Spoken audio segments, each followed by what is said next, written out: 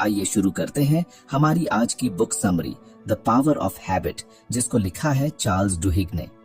First topic जिसके बारे में हम बात करने वाले हैं वो है हैबिट लूप। हम जानेंगे कि हैबिट लूप कैसे काम करता है। हम इसमें हैबिट को परफॉर्म करने की प्रोसेस के बारे में जानेंगे। तो बेसिकली इसमें 3 स्टेप होते हैं। पहला है क्यू। क्यू का मतलब होता है कोई सिग्नल या इशारा। क्यू ही वो ट्रिगर पॉइंट होते हैं जिससे हमारी हैबिट स्टार्ट होती है। क्यू इंटरनल भी हो सकते हैं जैसे इमोशन और थॉट्स, और एक्सटर्नल भी हो सकते हैं जैसे time of day, people, places. ये सारी चीजें एक रिमाइंडर की तरह काम करती है जो हमें आदत बनाने में मदद करती है। दूसरा स्टेप है रूटीन। जब कोई भी क्यू आता है तो हम उसके रिस्पॉन्स में एक्चुअल बिहेवियर परफॉर्म करते हैं। ये बिहेवियर कॉन्शियस और अनकॉन्शियस, सिंपल और कॉम्प्लेक्स हो सकता है। तीसरा स्टेप है रिवॉर्ड, मतलब उस काम को परफॉर्म करने के बाद मिलने वाला सेटिस्फैक्शन या कहे तो प्लेजर। और अगर हमें किसी भी चीज से सेटिस्फैक्शन या प्लेजर मिल रहा है तो हम उसे पाने के लिए उस काम को बार बार परफॉर्म करते हैं और उसे ही हैबिट लूप कहते हैं। और सिर्फ सेटिस्फैक्शन और प्लेजर ही नहीं, हमें इसे करने से कई बार स्ट्रेस भी काम होता है और हमें लगता है कि हमने कुछ अचीव कर लिया है। टाइम के साथ साथ हैबिट्स ऑटोमेटिक हो जाती है। हमारे ब्रेन में उस काम को करने के लिए न्यूरॉन्स के कनेक्शन स्ट्रांग हो जाते हैं, जिससे हमें उन कामों में ज्यादा कॉन्शियस होकर काम नहीं करना पड़ता। किसी भी हैबिट के बनने में सबसे बड़ी वजह है उससे मिलने वाला रिवॉर्ड, क्योंकि ये रिवॉर्ड जब हमें मिलता है तो ब्रेन इस रिवॉर्ड को बार बार एक्सपीरियंस करना चाहता है। तो इस वजह से ब्रेन हमें एक्साइट करता है उस काम को बार बार करने के लिए। एग्जाम्पल से समझे तो बोर होने पर अपना फोन चेक करना, COE, सोशल मीडिया पर स्क्रॉल करना, रूटीन, मनोरंजन और कनेक्ट महसूस करना, रिवॉर्ड। नाश्ते के बाद अपने दांतों को ब्रश करना, QE, ब्रश करने का काम, रूटीन, साफ मुंह और ताजी सांस, रिवॉर्ड। हैबिट लूप को समझने से हमें अपनी अच्छी और बुरी दोनों तरह की हैबिट्स को पहचान सकते हैं और उन्हें एनालाइज भी कर सकते हैं। हम अनडिजायरेबल हैबिट्स को डिजायर्ड हैबिट्स से बदल सकते हैं। कंपनियां और ऑर्गेनाइजेशन भी इसका यूज कर सकती हैं अपने कस्टमर को लॉयल बनाने के लिए।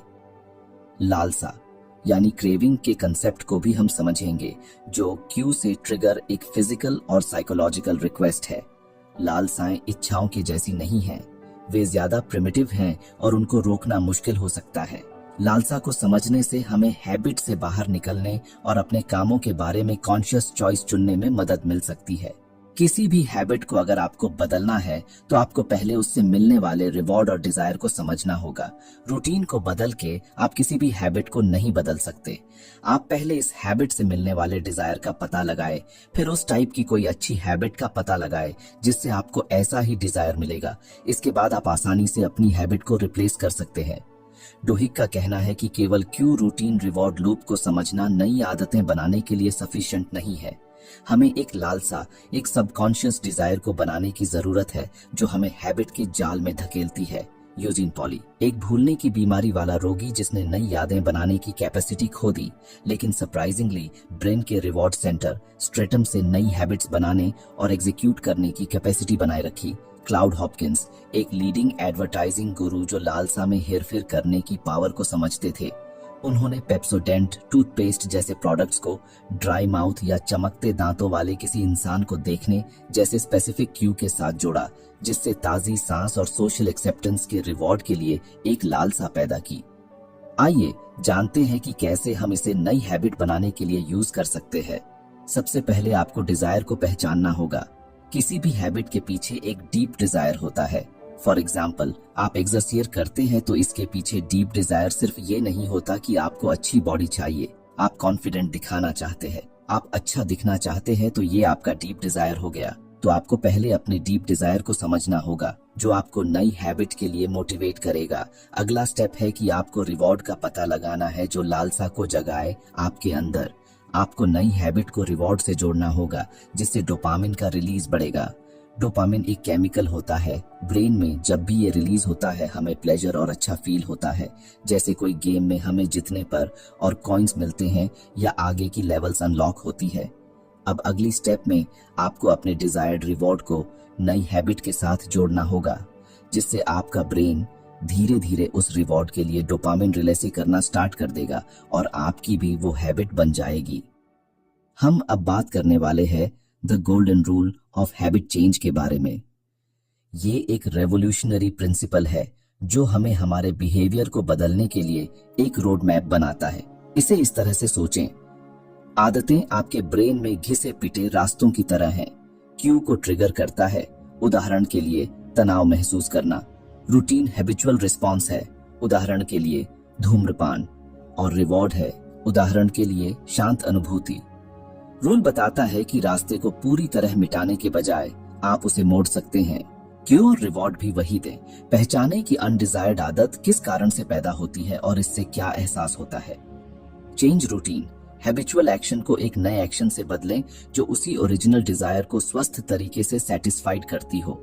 उदाहरण के लिए तनाव से राहत के लिए धूम्रपान करने के बजाय रनिंग या गहरी सांस लेने की प्रैक्टिस करें। ये आसान नहीं होगा पर होगा जरूर। अब हम बात करेंगे कीस्टोन आदतें की। ये क्या हैं? कीस्टोन आदतें ऐसी आदतें हैं जो दूसरी आदतों को अफेक्ट ही करती हैं। वो एक छोटी सी आदत हो सकती है लेकिन वे बड़े बदलाव ला सकती हैं। कीस्टोन आदतों के कुछ एग्जाम्पल जैसे exercising regularly, sleep well to meditate, managing time. अब जानते हैं कीस्टोन आदतें कैसे काम करती हैं। कीस्टोन आदतें एक दूसरे से जुड़ी हुई हैं। एक आदत में बदलाव करने से दूसरी आदतों में भी बदलाव हो सकता है। एग्जाम्पल के लिए, अगर आप रेगुलरली एक्सरसाइज करना शुरू करते हैं तो आपके पास ज्यादा एनर्जी होगी और आप बेहतर नींद लेंगे। इससे आपको फोकस करने और ज्यादा प्रोडक्टिव होने की संभावना बढ़ जाएगी। अब कीस्टोन आदतें कैसे चुनें? कीस्टोन आदतें चुनते समय कुछ बातों पर विचार करें। वह आदत क्या है जो आप बदलना चाहते हैं? वह आदत आपके जीवन में क्या बदलाव ला सकती है? वह आदत आपके लिए कितनी जरूरी है? कीस्टोन आदतों को कैसे अप्लाई करें? कीस्टोन आदतों को अप्लाई करने के लिए धीरे धीरे शुरू करें और धीरे धीरे बढ़ें। अपनी आदतों को ट्रैक करने के लिए एक सिस्टम डेवलप करें और खुद को रिवॉर्ड दें जब आप सफल हों। कीस्टोन आदतों के फायदे जानते हैं। कीस्टोन आदतों के कई फायदे हैं जिनमें शामिल है better health, better mental health, greater productivity, better relationship. Keystone आदतें एक पावरफुल टूल हो सकती हैं जो आपके जीवन को बेहतर बनाने में मदद कर सकती हैं। एक छोटी सी आदत में बदलाव करके आप बड़े बदलाव ला सकते हैं। चार्ल्स डुहिग स्टारबक्स के सफलता के सीक्रेट को समझने की कोशिश करते हैं। वह देखते हैं कि कंपनी अपने एम्प्लॉइज को सफल होने के लिए जरूरी स्किल सिखाने में बहुत इन्वेस्टमेंट करती है और इन स्किल्स में से एक विल पावर है। डुहिग विल पावर को as a limited resource describe करते हैं, जिसका मतलब है कि आप इसे सिर्फ एक लिमिटेड क्वांटिटी में यूज कर सकते हैं। जब आपका विल पावर कम होता है तो आपके पास डिफिकल्ट डिसीजंस लेने या चैलेंजिंग टास्क्स को पूरा करने की पॉसिबिलिटी कम होती है। स्टारबक्स अपने एम्प्लॉइज को विल पावर को ऑटोमेटिक करने के लिए सिखाता है। इसका मतलब है कि वे अपने एम्प्लॉइज को ऐसी आदतें सिखाते हैं जो उन्हें विल पावर का यूज करने की जरूरत के बिना डिफिकल्ट टास्क्स को पूरा करने में मदद करती हैं। अगर आपको हमारी बुक समरी अच्छी लग रही है तो बुक इनसाइडर को सब्सक्राइब करना न भूलें। स्टारबक्स के कर्मचारियों को सिखाई जाने वाली कुछ आदतें हैं। सुबह जल्दी उठना और तैयार होना।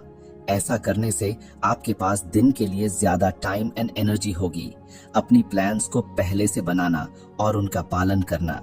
ऐसा करने से आप ज्यादा प्रोडक्टिव होंगे और डिस्ट्रैक्टेड होने की संभावना कम होगी। रेगुलरली एक्सरसाइज करना। एक्सरसाइज विल पावर को बढ़ाने में मदद करता है। Eating a healthy diet. Healthy diet आपको एनर्जेटिक और फोकस रहने में मदद करता है। ये आदतें स्टारबक्स के एम्प्लॉइज को ज्यादा सफल होने में मदद करती हैं। वे अपने एम्प्लॉइज को डिफिकल्ट टास्क्स को पूरा करने के लिए जरूरी विल पावर और एनर्जी देते हैं। आसान शब्दों में समझा जाए तो हम सीखते हैं कि विल पावर एक लिमिटेड रिसोर्सेज है और हमें इसे बचाना चाहिए। हम यह भी सीखते हैं कि आदतों को सिखाकर विल पावर को ऑटोमेटिक किया जा सकता है। चार्ल्स डुहिग बताते हैं कि कैसे क्राइसिस लीडर को आदतें बनाने के लिए इंस्पायर कर सकते हैं। वह 2 कहानियों का यूज करके अपनी बात को समझाते हैं। पहली कहानी 1987 में लंदन के किंग्स क्रॉस स्टेशन में आग की है। इस आग से 31 लोगों की मौत हो गई और 100 से अधिक लोग घायल हो गए। इस घटना के बाद ब्रिटिश सरकार ने स्टेशन की सुरक्षा के लिए नए नियम बनाए। दूसरी कहानी 2009 में रोड आइलैंड अस्पताल में एक मरीज की मृत्यु हुई। इस मरीज की मृत्यु एक डॉक्टर की गलती के कारण हुई थी। इस घटना के बाद अस्पताल ने नई सिक्योरिटी प्रोसीजर्स को लागू किया। डुहिग का कहना है कि क्राइसिस दो तरह से आदतों को बनाने में मदद कर सकते हैं। पहला तरीका है कि वे लोगों को यह समझने के लिए इंस्पायर कर सकते हैं कि बदलाव की जरूरत है। जब लोग एक क्राइसिस का एक्सपीरियंस करते हैं तो वे अक्सर यह महसूस करते हैं कि प्रेजेंट सिचुएशन काम नहीं कर रही है। यह उन्हें नए तरीकों की तलाश करने के लिए इंस्पायर कर सकता है। दूसरा तरीका है कि वे लोगों को एक साथ आने और एकजुट होने के लिए इंस्पायर कर सकते हैं। क्राइसिस के समय लोग अक्सर यह महसूस करते हैं कि वे एक ही गोल के लिए एक साथ काम कर रहे हैं। ये एक टीम प्ले में कंट्रीब्यूशन देने के लिए उन्हें इंस्पायर कर सकता है। डुहिग का कहना है कि लीडर क्राइसिस का उपयोग आदतें बनाने के लिए एक अवसर के रूप में कर सकते हैं। वे क्राइसिस का उपयोग लोगों को ये समझाने के लिए कर सकते हैं कि बदलाव की जरूरत है, और वे क्राइसिस का यूज लोगों को एक साथ लाने और एकजुट होने के लिए कर सकते हैं। आसान शब्दों में समझाया जाए तो क्राइसिस एक पावरफुल टूल हो सकता है जो लीडर को आदतें बनाने में मदद कर सकता है। एक लीडर एक क्राइसिस का यूज यह दिखाने के लिए कर सकता है कि एक नई आदत क्यों इम्पोर्टेंट है। एग्जाम्पल के लिए, एक कंपनी के लीडर एक क्राइसिस का यूज यह दिखाने के लिए कर सकते हैं कि एम्प्लॉइज के लिए सुरक्षा के बारे में ज्यादा जागरूक होने की जरूरत है। एक लीडर एक क्राइसिस का यूज लोगों को एक साथ लाने और एक नई आदत को अपनाने के लिए इनकरेज करने के लिए कर सकता है। एग्जाम्पल के लिए, एक स्कूल के लीडर एक क्राइसिस का उपयोग यह इंश्योर करने के लिए कर सकते हैं कि सभी स्टूडेंट स्कूल के रूल्स का पालन करें। क्राइसिस एक चुनौती हो सकते हैं, लेकिन वे लीडर को आदतें बनाने के लिए एक अपॉर्चुनिटी भी प्रोवाइड कर सकते हैं। लीडर क्राइसिस का यूज लोगों को यह समझाने के लिए कर सकते हैं कि बदलाव की जरूरत है, और वे क्राइसिस का यूज लोगों को एक साथ लाने और एकजुट होने के लिए कर सकते हैं। अब हम जानेंगे कि कंपनी कैसे पता लगाती है कि हम क्या खरीदने वाले हैं। कंपनियां जैसे कि टारगेट एक अमेरिकन रिटेल कंपनी है, आपकी खरीदारी की आदतों का अनुमान लगाने के लिए डेटा का यूज करती हैं। वे आपके क्रेडिट कार्ड लेन देन, ईमेल और सोशल मीडिया एक्शन का एनालिसिस करके ऐसा करती हैं। टारगेट ने एक specialized data analysis tools develop किया है जिसे इंट्रिंसिक मोटिवेशन कहा जाता है। ये इक्विपमेंट गर्भवती महिलाओं की खरीदारी की आदतों का एनालिसिस करने के लिए यूज किया जाता है। टारगेट ने पाया कि गर्भवती महिलाएं स्पेशल टाइप के प्रोडक्ट्स को खरीदने की ज्यादा पॉसिबिलिटी रखती हैं, जैसे कि बच्चे के कपड़े, खिलौने और न्यूट्रिशनल प्रोडक्ट्स। टारगेट इन आंकड़ों का यूज गर्भवती महिलाओं को स्पेसिफिक प्रोडक्ट्स के बारे में ईमेल और डायरेक्ट मेल भेजने के लिए करती है। उदाहरण के लिए, अगर कोई महिला बार बार बेबी के कपड़े खरीद रही है तो टारगेट उसे बेबी के खिलौनों के बारे में ईमेल भेज सकती है। अब हम जानेंगे कि आखिर कंपनियां आपके व्यवहार को कैसे कंट्रोल करती हैं। कंपनियां अपने ग्राहकों के बिहेवियर को कंट्रोल करने के लिए इन आंकड़ों का यूज करती हैं। वे ऐसा commercials, product design and stores layout से करती हैं। एग्जाम्पल के लिए, टारगेट ने पाया कि गर्भवती महिलाएं अक्सर किराने की दुकानों में स्पेशल टाइप के प्रोडक्ट्स को खरीदने की ज्यादा पॉसिबिलिटी रखती है। टारगेट ने इन प्रोडक्ट्स को किराने की दुकानों के सामने या एंट्री गेट के पास रखने के लिए स्टोर लेआउट को बदल दिया। इससे गर्भवती महिलाओं की खरीदारी की पॉसिबिलिटी बढ़ जाती है। क्या यह कस्टमर के लिए अच्छा है? ये इस बात पर डिपेंड करता है कि आप इसका कैसे यूज करते हैं। यदि आप इन आंकड़ों का यूज अपने ग्राहकों को बेहतर सेवा देने के लिए करते हैं तो यह अच्छा हो सकता है। यदि आप इन आंकड़ों का यूज अपने ग्राहकों को कंट्रोल करने के लिए करते हैं तो यह बुरा हो सकता है। आप इन आंकड़ों का यूज कैसे कर सकते हैं? आप इन आंकड़ों का यूज अपने खुद के बिहेवियर को बेहतर ढंग से समझने के लिए कर सकते हैं। आप यह भी देख सकते हैं कि कंपनियां आपके बिहेवियर को कैसे अफेक्ट कर रही हैं। अपने क्रेडिट कार्ड बिलों और ईमेल को ट्रैक करें। इससे आपको यह पता चल जाएगा कि आप किस पर पैसा खर्च कर रहे हैं और आपके पास क्या इंटरेस्ट है। अपने सोशल मीडिया एक्शन को देखें। इससे आपको यह पता चल जाएगा कि आप किन सब्जेक्ट्स के बारे में इंटरेस्ट रखते हैं। कंपनियों के कमर्शियल्स पर ध्यान दें। इससे आपको यह पता चल जाएगा कि वे आपके बारे में क्या जानते हैं और वे आपके साथ कैसे जुड़ने की कोशिश कर रहे हैं। इन आंकड़ों को समझने से आपको अपने बिहेवियर को मोर अवेयरली कंट्रोल करने में मदद मिल सकती है। अब हम जानेंगे कि कैसे आंदोलन होते हैं। सैडलबैक चर्च और मोंटगोमरी बस बॉयकॉट। चार्ल्स डुहिग सोशल मूवमेंट्स को समझने के लिए हैबिट्स के प्रिंसिपल का यूज करता है। वह दो अलग अलग आंदोलनों की स्टडी करता है, the growth of saddleback church and the Montgomery बस बॉयकॉट। सैडलबैक चर्च एक ईसाई चर्च है जिसकी एस्टैब्लिशमेंट 1980 में रॉबर्ट ए ह्यूज ने की थी। ह्यूज ने चर्च के डेवलपमेंट के लिए एक प्लान बनाया जिसने कई आदतों पर फोकस किया। कम्युनिटी, चर्च ने छोटी लोकल कम्युनिटीज पर फोकस किया ताकि लोगों को एक दूसरे से जुड़ने और एक दूसरे का सपोर्ट करने में मदद मिल सके। लीडरशिप, चर्च ने लोगों को लीडरशिप के डेवलपमेंट की अपॉर्चुनिटी दिए ताकि वे अपने कम्युनिटीज में पॉजिटिव बदलाव ला सकें। एजुकेशन, चर्च ने लोगों को रिलीजियस एजुकेशन दी ताकि वे अपने बिलीव्स को समझ सकें और उन्हें अपने जीवन में अप्लाई कर सकें। इन आदतों ने सैडलबैक चर्च को एक सक्सेसफुल मूवमेंट में बदल दिया। चर्च में आज लाखों मेंबर हैं और ये दुनिया भर में कई अदर चर्चों के लिए इंस्पिरेशन है। मॉन्टगोमरी बस बॉयकॉट एक सिविल राइट्स मूवमेंट था जिसने 1955 से 1956 तक मॉन्टगोमरी, अल्बामा में बसों में रंगभेद को खत्म करने के लिए संघर्ष किया। आंदोलन की शुरुआत तब हुई जब रोजा पार्क्स, एक ब्लैक महिला, ने बस में एक सफेद आदमी को अपनी सीट देने से इनकार कर दिया। बॉयकॉट को सफल बनाने के लिए सिविल राइट्स एक्टिविस्ट्स ने कई आदतों पर फोकस किया। ऑर्गेनाइजेशन, वर्कर्स ने एक मजबूत ऑर्गेनाइजेशन बनाया जो लोगों को एक साथ ला सकता था और उन्हें इंस्पायर कर सकता था। टॉलरेंस, वर्कर्स ने टॉलरेंस और समझ के साथ एक दूसरे का सपोर्ट किया। डिसिप्लिन, वर्कर्स ने डिसिप्लिन बनाए रखा और आंदोलन के गोल्स पर फोकस किया। इन आदतों ने मॉन्टगोमेरी बस बॉयकॉट को सफल बनाने में मदद की। 1956 में अमेरिकी सुप्रीम कोर्ट ने बसों में रंगभेद को इलीगल घोषित कर दिया। अगर आपको हमारी बुक समरी अच्छी लग रही है तो बुक इनसाइडर को सब्सक्राइब करना न भूलें। चार्ल्स डुहिग का कहना है कि सोशल मूवमेंट्स को सफल बनाने के लिए लोगों को एक साथ लाना और उन्हें एक समान गोल के लिए इंस्पायर करना जरूरी है। आदतें एक पावरफुल टूल हो सकती हैं जो लोगों को एक साथ ला सकती हैं और उन्हें एक दूसरे का सपोर्ट करने के लिए इंस्पायर कर सकती हैं।